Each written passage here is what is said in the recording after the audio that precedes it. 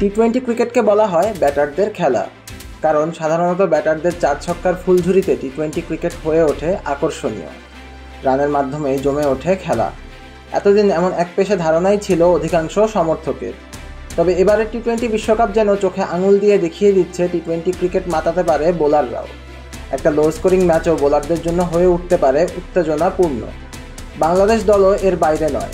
Group পর্বে বাংলাদেশের খেলা 4 ম্যাচে 3টিই ছিল লো স্কোরিং। এর মধ্যে 2টি জিতেছে বাংলাদেশ, হেরেছে 1টি।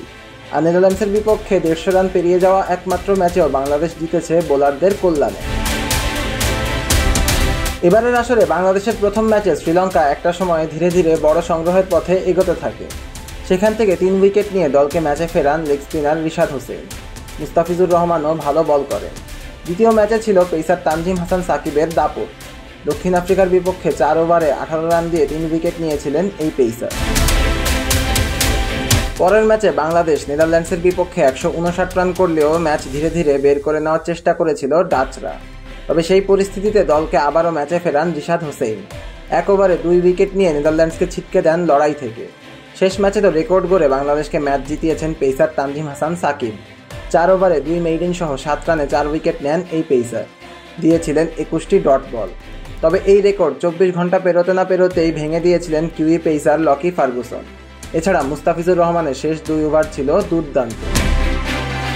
স্মুথ শেভিং এর জন্য শুধুমাত্র কুল, নাথিং এলস। গ্রুপ পর্বের মতো সুপার 8এও বাংলাদেশের স্বপ্নসারথী হবেন বোলাররা, তা বলাই যায়। বাংলাদেশের পেসারদের ফর্ম এখানে বড় একটা কারণ। এছাড়া এই বিশ্বকাপ যে বোলারদের, তা ইতোমধ্যেই জেনে গিয়েছে ক্রিকেট বিশ্ব। এবারের আসরে গ্রুপ পর্বের রান রেট ছিল টি-20 বিশ্বকাপ ইতিহাসের সর্বনিম্ন। 37 ম্যাচে রান হয়েছে 6.71 গড়ে। এর আগে সর্বনিম্ন 7.43 রান রেট দেখা গিয়েছিল 2021 আসরে। সেটিও এবারের চেয়ে অনেক বেশি। এছাড়া এবার উইকেট পড়েছে প্রতি 17.80 রানে 1টি করে। এটি এই সংস্করণের বিশ্বকাপে সর্বনিম্ন রানে উইকেট পড়ার রেকর্ড। অথচ 2010 ও 2022 আসর ছিল এদিক থেকে সর্বনিম্ন। সংখ্যাটা ছিল 21.42। গ্রুপ পর্বের শেষ দিকের ম্যাচে হয়েছে ডট বলের বিশ্ব রেকর্ড। নিউজিল্যান্ডের পেসার লকি ফার্গুসন 4 ওভারে সবকটি মেইডেন সহ 3 উইকেট নেন। পাপুয়া নিউগিনির বিপক্ষে করা তার 24টি ডট বল বিশ্বকাপ ইতিহাসেরই সর্বোচ্চ। তিনি ভেঙে দেন তানজিম হাসান সাকিবের 21টি ডট বলের রেকর্ড।